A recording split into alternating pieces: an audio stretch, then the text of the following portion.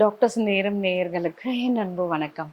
Doctor வைதீபா, அரசு யோகா மற்றும் இயற்கை மருத்துவக் கல்லூரி மற்றும் மருத்துவமனை. இன்னைக்கு பார்க்க போற டாபிக் என்ன அப்படின்னு கேட்டிங்கன்னா, நம்மளுடைய பிளட் சுகர் லெவலை நம்ம எப்படி ஈஸியா கண்ட்ரோல்ல வச்சிருக்கலாம். ஆக்சுவலா பார்த்தீங்கன்னா, நம்ம சுகர் லெவலை குறைக்கணுன்றத விட, முக்கியமா அதோடைய காம்ப்ளிகேஷன்ஸை நம்ம அவாய்ட் பண்றது தாங்க இப்போ ஒரு பெரிய டாஸ்கா இருக்கு. எங்கேயோ கேட்டுட்டு இருந்த சுகர், இன்னைக்கு வீட்டுக்கு 2 பேருக்கு நம்ம டயபெட்டிக்கா இருக்கும். இப்படி இருக்கிற சிச்சுவேஷன்ல இன்னொரு பிரச்சனை என்ன அப்படின்னா, அது ரொம்ப கேஷுவலா எடுத்துக்கிட்டாங்க.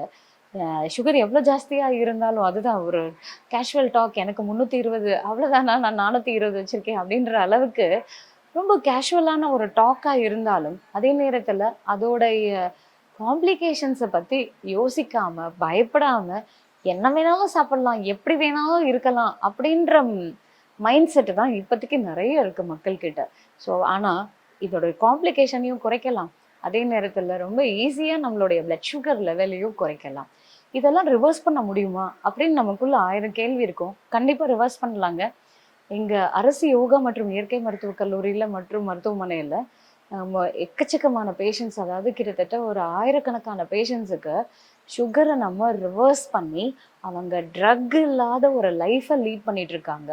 அவங்க முக்கியமா சொல்லக்கூடிய விஷயம் என்னன்னா, மாசம் இதுக்காகவே ஒரு 5000 இல்ல 10,000 மாத்திரைக்காக செலவு பண்ணக்கூடிய ஒரு விஷயத்த, நான் என்னுடைய உணவு விஷயத்துக்கும், என்ன என்னோட குடும்பத்துக்கான செலவுக்காக இது ஸ்பெண்ட் பண்றோம் அப்படின்னும்போது, அவ்ளோ சந்தோஷமா இருக்கு மேடம். அது மருந்து செலவா இல்லாம, எங்க ஆரோக்கியத்த மேன்மைப்படுத்தக்கூடிய செலவா இருக்கு. செலவுனா ஒண்ணும் இல்லங்க. நம்ம சாப்பிடுற பழங்கள், காய்கறிகள், முளைக்கட்டின பயிறு, விதைகள், ஆ அதே நேரத்துல இந்த நட்ஸ் இதெல்லாமே வந்து பார்த்தீங்க அப்படின்னா, இதுவே நம்மளுடைய பிளட் சுகர் லெவல ரொம்ப ஈஸியா குறைக்கும். அடிக்கடிக்கு எல்லாரும் கேட்கக்கூடிய கேள்வி என்ன அப்படின்னா, சுகர் பேஷண்ட் ஃப்ரூட்ஸ் சாப்பிடலாமா? தாராளமா. நம்மளுடைய அரசு மருத்துவமனையில இவங்களுக்கு 3 வேளையும் குடுக்குற உணவே என்னன்னு கேட்டீங்கன்னா, பழம், காய்கறி, முளைக்கட்டின பயிறு. எதுவுமே சமைச்சது இல்ல. ரா டயட்டா தான் இருக்கும். இதுவே அவங்களுக்கு 1 வாரத்துல பார்த்தீங்க அப்படின்னா, அவங்களுடைய பிளட் சுகர் லெவல் அப்படியே கிராஜுவலா குறைய ஆரம்பிக்கும்.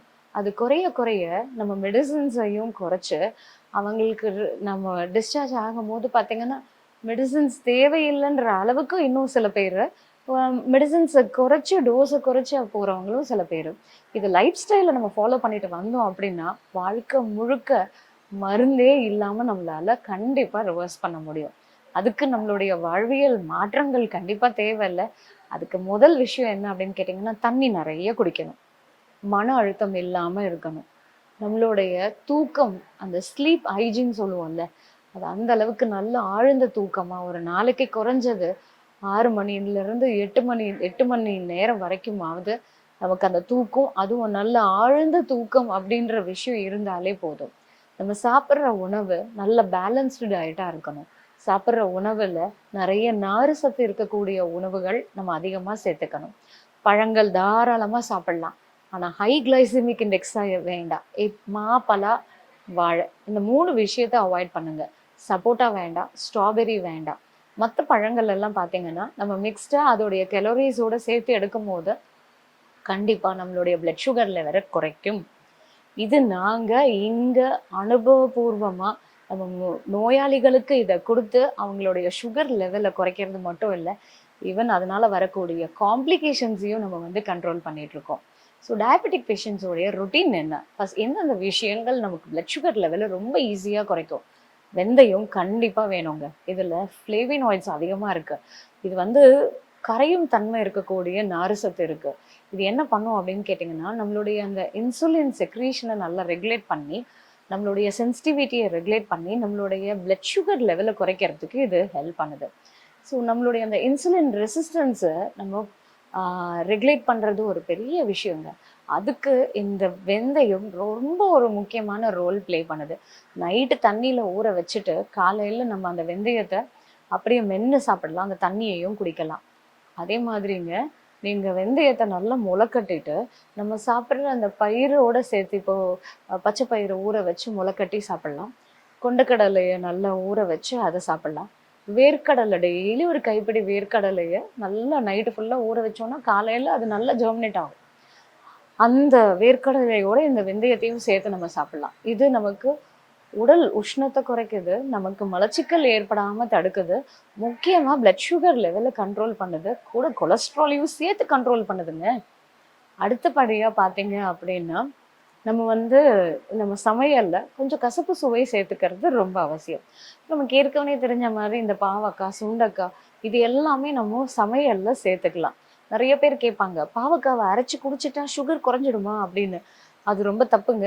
நம்ம வந்து எவ்வளோ அளவு எடுத்துக்கணும் அப்படின்னு தெரியாம, நம்ம டயபெட்டிக் பேஷண்ட்டா இருந்து நம்ம இந்த மாதிரி மருத்துவருடைய ஆலோசனை இல்லாம நம்ம இப்படி எடுத்தோம்னா, அது சுகர் சல்லுன்னு குறைஞ்சு, ஈவன் கோமா ஸ்டேஜுக்கு கூட போயிடுவோம். அதனால அது நல்ல விஷயமா இருந்தா கூட, அளவு எவ்வளோ, மருத்துவருடைய ஆலோசனை பிரகாரம் எடுக்கணும் அப்படின்றது 100% உண்மை. பாவக்காவ நீங்க சமைச்சே எடுத்துக்கோங்க. வேற ஒண்ணுமே வேண்டாம். வாரத்துல 1 நாள் ஒரு 3 வேப்ப கொழுந்து எடுத்துக்கோங்க. 2 மிளகு, 1 சிட்டிகை சீரகம், 1 சிட்டிகை மஞ்சள். இத நல்ல பேஸ்ட்டா அரைச்சு, நீங்க தண்ணீல கலந்து குடிச்சிடுங்க. இத ரெகுலரா வாரத்துல 1 நாள் நம்ம இத எடுத்தா கூட, இது நம்மளுடைய வயிற நல்லா சுத்தம் பண்ணுது. கட்டுடைய ஹெல்த்தை மெயின்டைன் பண்ணுது. உடம்புல அந்த கசப்பு சுவையும் மெயின்டைன் பண்ணுது. முக்கியமா இந்த டயபெட்டிக் பேஷண்ட்ஸுக்கெல்லாம் பார்த்தீங்கன்னாக்கா, நர்வ் வீக்னஸ் தான் ஃபர்ஸ்ட் இருக்கும். ஏன்னா பிளட் சுகர் அதிகம் ஆக ஆக அந்த நரம்புகள் வந்து சீக்கிரமா டீஜெனரேட் ஆகும். இப்போ அதனால பார்த்தீங்கன்னா, அவங்களுக்கு அந்த பாதத்துல குத்தும், பாதம் ஃபுல்லா எரியும், அந்த மதமதப்பு இருக்கும். சில நேரத்துல நமக்கு அந்த வலி ஃபுல்லாவே அந்த பிரிக்கிங் பெயினோட நமக்கு ஜாஸ்தியாவே இருக்கும். இத நரம்பு எதுவும் பாதிக்காம இருக்கிறதுக்கு இந்த வேப்ப கொழுந்த வாரத்துல 1 நாள் நம்ம எடுத்துக்கிட்டா போதும். டெய்லி எல்லாம் எடுத்துக்கணும்னு அவசியமே இல்ல. வாரத்துல 1 நாள் ஜஸ்ட் 2 இல்ல 3 வேப்ப கொழுந்து எடுத்துக்கிட்டா போதும். அடுத்தது தேன்காய். இந்த தேன்காய் பேர் தாங்க தேன்காய். ஆனா அவ்ளோ கசப்பா இருக்கும். இது எவ்ளோ எடுத்துக்கலாம் அப்படின்னு கேட்டீங்கன்னா, ஜஸ்ட் இந்த அளவுக்கு ஒரு சின்ன பீஸு ஒரு வெத்தலையில அந்த தேன்காயோட சேர்த்து நம்ம வந்து வேர்க்கடலை ஒரு 4 இல்ல 5 வேர்க்கடலை ஊற வச்ச வேர்க்கடலை இல்ல ஏதாவது நட்ஸும் சேர்த்துக்கலாம். கொஞ்சம் ஒரு 2, 3 காஞ்ச திராட்சையோட சேர்த்து நம்ம இத மென்னு சாப்பிட்டு வந்தோம் அப்படின்னா, இது நமக்கு நல்ல நம்மளுடைய பிளட் சுகர ரெகுலேட் பண்ணும். இத நீங்க இந்த 1 வீக் இத நீங்க ஃபாலோ பண்ணிட்டு நீங்க பிளட் சுகர் செக் பண்ணுங்க. உங்களுக்கு குறையுதுன்னா, மருத்துவருடைய ஆலோசனை பிரகாரம் உங்களுடைய மெடிசின்ஸ கிராஜுவலா குறைச்சிட்டு வாங்க. அடுத்தபடியா பார்த்தீங்க அப்படின்னாக்கா, இந்த வெண்டைக்காய் நெறைய எடுத்துக்கலாம். கோவக்காய், வெண்டைக்காய், அதுக்கப்புறம் பார்த்தீங்கன்னா, வெள்ளரிக்காய் இது எல்லாமே நமக்கு டயபெட்டிக் பேஷண்ட்ஸ்க்கு ரொம்ப நல்லது. இதுல இன்னொன்னு ஆ ராடிஷ் இந்த முள்ளங்கி இருக்குல்லங்க, அந்த முள்ளங்கிய அந்த சாறா நம்ம காலையில குடிக்கிறதும், அது கூட கொஞ்சம் வாழைத்தண்டும் போட்டோம்னா, கிட்னிய அஃபெக்ட் பண்ணாம, இது நம்மளுடைய அது ஏன்னா டயபெட்டிக் பேஷண்ட்டுக்கு அடுத்த காம்ப்ளிகேஷன் நெஃப்ரோபதி. ஸோ டயபெட்டிக் நெஃப்ரோபதின்றது கிட்னியுடைய ஃபங்ஷனை அதை அஃபெக்ட் பண்ணும். ஸோ அப்போது அந்த காம்ப்ளிகேஷன்ஸ் இல்லாமல் நமக்கு பார்த்துக்கிறதுக்கு நம்ம வாரத்தில் 1 நாள் இல்லை 2 நாள் ஆகுது இந்த முள்ளங்கியும் வாழைத்தண்டையும் சேர்த்து நம்ம ஜூஸ் பண்ணி ஜஸ்ட் ஒரு 1/2 டம்ளர் அதாவது ஒரு 50 to 70 mlக்கு நம்ம குடித்தாலே போதும். இல்லை எனக்கு இப்படி பச்சையாக குடிக்கிறதுக்கு கஷ்டமாக இருக்குது அப்படின்னாக்கா நீங்கள் இதை சூப்பு மாதிரியும் வச்சு குடிக்கலாம், இல்லை சமைச்சும் சாப்பிடுங்க. ஆனால் எந்த அளவுக்கு நம்ம முள்ளங்கி எல்லாம் சேர்த்துக்கிறோம், முள்ளங்கி கீரை அவ்வளோ நல்லதுங்க. அதில் நார் சத்து இருக்கு. இது நம்மளுடைய கிட்னிக்கு ஒரு டயாலிசிஸ் எஃபெக்ட்னு சொல்லலாம். அந்த அளவுக்கு நம்மளுடைய ரத்தத்தை நல்லா சுத்தம் செஞ்சு கிட்னியுடைய ஃபங்க்ஷனை மெயின்டைன் பண்ணும். அப்போ ரெகுலராக நம்ம வந்து இந்த மாதிரி முள்ளங்கி கீரை, வெந்தய கீரை எல்லாம் கூட எடுத்துக்கிட்டோம்னா அதில் இருக்கிற ஃபைபர் கொலஸ்ட்ராலையும் கண்ட்ரோல் பண்ணுது. நம்ம மலம் மூலியமா அந்த கொழுப்பை வெளியே தள்ளுறதுக்கு இது சப்போர்ட் பண்ணுது. ஸோ இதுக்கு அடுத்தது வந்து பார்த்தீங்க அப்படின்னாக்கா வெண்டைக்காய் தண்ணி. இது நிறைய அனிமல் ஸ்டடீஸ் தான் பண்ணியிருக்காங்க.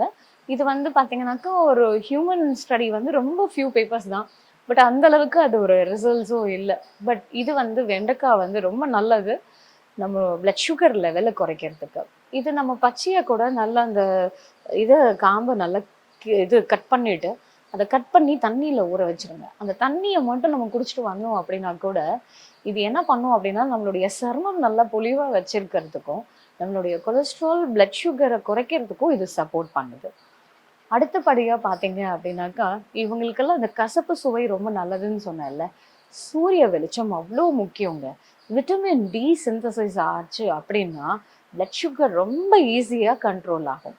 ஆனா ஒரு பிரச்சனை என்ன தெரியுமா, நம்ம இருக்கிறது டிராபிக்கல் கண்ட்ரி. அப்படி இருந்தும் நமக்கு விட்டமின் டி டெஃபிஷியன்சி அதிகமாவே இருக்கு. நம்ம இந்த விட்டமின் டிக்கு ஒன்றும் தேவையில்ல. வெயில்ல ஒரு 10ல இருந்து 15 நிமிஷம் நம்ம எக்ஸ்போஷர் எடுத்துக்கிட்டோம் அப்படின்னா, இது நமக்கு நல்ல விட்டமின் டிய நமக்கு நல்லா உள்ள சிந்தசைஸ் பண்ணி கொடுக்கும். அது மூலயமா நமக்கு சுகர் கண்ட்ரோல் ஆகிறதுக்கு ஹெல்ப் பண்ணும். இது நிறைய ஆய்வுகள் என்ன சொல்றாங்கன்னா, விட்டமின் டி டெஃபிஷியன்சியா இருக்கு. அப்படி இருக்கிறவங்களுக்கு நம்ம எவ்வளோதான் டயட் கரெக்டாக ஃபாலோ பண்றோம், அதே நேரத்தில் நம்ம வந்து மெடிசனையும் எடுத்துக்கிறோம், ஃபிசிக்கல் ஆக்டிவிட்டியும் ஸ்ட்ராங்காக இருந்தால் கூட பிளட் சுகர் கண்ட்ரோல் ஆகாது அப்படின்றத ரிசர்ச்சில் ப்ரூவ் பண்ணியிருக்காங்க.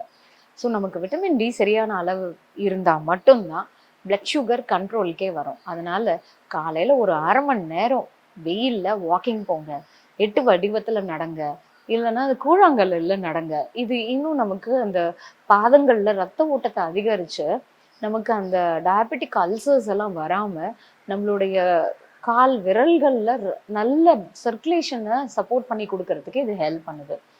அதே மாதிரி ரிஃப்ளெக்ஸாலஜி அப்படின்னு சொல்லி ஒரு மசாஜ். இது நம்மளுடைய உள்ளங்கை உள்ளம் பாதங்களில் நம்ம அந்த மாதிரி மசாஜை கொடுக்கும் போது அது நமக்கு அந்த உடல் உறுப்புகளோட கனெக்ட் ஆகிருக்கும். ஏன்னா நர்வ்ஸோடைய டெர்மினல்ஸ் தான் நம்மளுடைய பாம்ஸ் அண்ட் சோல்ஸ். இந்த இடத்துல நம்ம ப்ரெஷர் கொடுக்கறது மூலயமா அது நம்மளுடைய உடல் உறுப்புகளோட கனெக்ட் ஆகி இருக்கு. இது நமக்கு அந்த பிளட் சுகரை கண்ட்ரோல் பண்ணுறதுக்கு நம்ம பாதத்துக்கான மசாஜை, அதுவும் அரோமா ஆயில், என்ன ஆயில்னு கேட்டிங்கன்னாக்கா டீ ட்ரீ ஆயில் ரொம்ப நல்லது. இது கூட ரோஸ்மேரி ஆயிலும் நம்ம சேர்த்துக்கலாம். அதே மாதிரி காம்போவாக பார்த்தீங்க அப்படின்னா இதில் லாவெண்டர் ஆயிலையும் நம்ம சேர்த்துக்கலாம். இந்த 3 ஆயிலில் நம்ம பாதத்துக்கு நல்ல மசாஜை கொடுத்தோம் அப்படின்னா இது வந்து நம்மளுடைய தூக்கத்தையும் நல்லா இன்டியூஸ் பண்ணுது, ஸ்ட்ரெஸ்ஸை குறைக்குது, பிளட் சுகர் லெவலை குறைக்குது. இது நம்ம ஹாஸ்பிட்டல்லையே பல ஆய்வுகள் நடத்தி இது வந்து இந்த மாதிரி பாதத்துக்கான சிகிச்சையை நம்ம எடுத்துக்கிறது மூலயமா பிளட் சுகர் லெவலை எந்த அளவுக்கு குறைக்க முடியும் அப்படின்றத ரிசர்ச் பேப்பராக நம்ம வந்து சப்மிட் பண்ணியிருக்கோம். அடுத்த ரிசர்ச் என்ன அப்படின்னு கேட்டிங்கன்னா, வயிறு பகுதியில் நம்ம அப்டோமன் மசாஜை நம்ம கொடுக்கறது மூலயமா சாமமில் ஆயிலில் பண்ணியிருந்தோம். இந்த ஆயிலில் லெமன் கிராஸும் பெப்பர்மெண்ட்டும் சேர்த்து நம்ம கொடுக்கும்போது அவங்களுக்கு நல்ல இன்சுலின் செக்ரேஷனை ஸ்டிமுலேட் பண்ணி அவங்களுடைய பிளட் சுகர் லெவலை குறைச்சதா நம்மளுடைய அந்த ரிசர்ச் பேப்பர் வந்து சொல்லுது. ஸோ இது நல்ல ஒரு இண்டெக்ஸ்டு ஜேர்னல்லையே பப்ளிஷ் பண்ணியிருந்தோம்.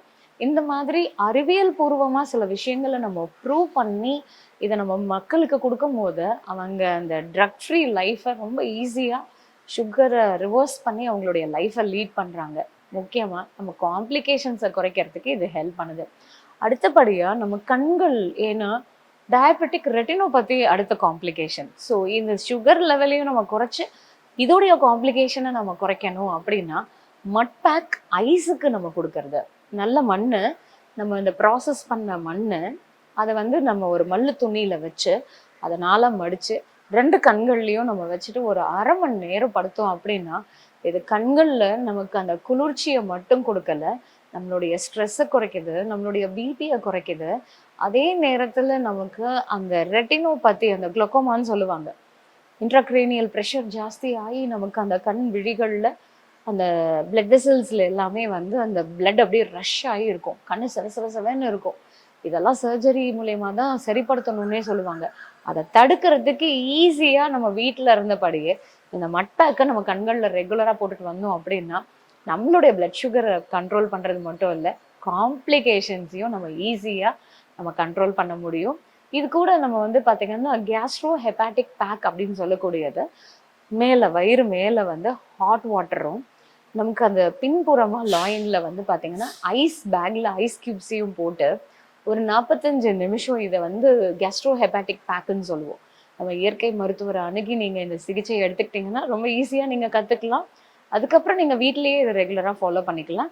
ஸோ இதை வந்து 45 நிமிஷம்லேருந்து ஒரு மணி நேரத்துக்கு நம்ம ரெகுலராக போட்டுட்டு வந்தோம் அப்படின்னா சலன்னு நம்மளுடைய பிளட் சுகர் லெவலை குறைச்சி நம்ம ட்ரக் ஃப்ரீ லைஃப்பை ஈஸியாக லீட் பண்ணலாம். இன்னும் இந்த மாதிரி நிறைய ஹெல்த் இன்ஃபர்மேஷனோட உங்களை அடுத்த வீடியோவில் சந்திக்கிறேன். நன்றி, வணக்கம்.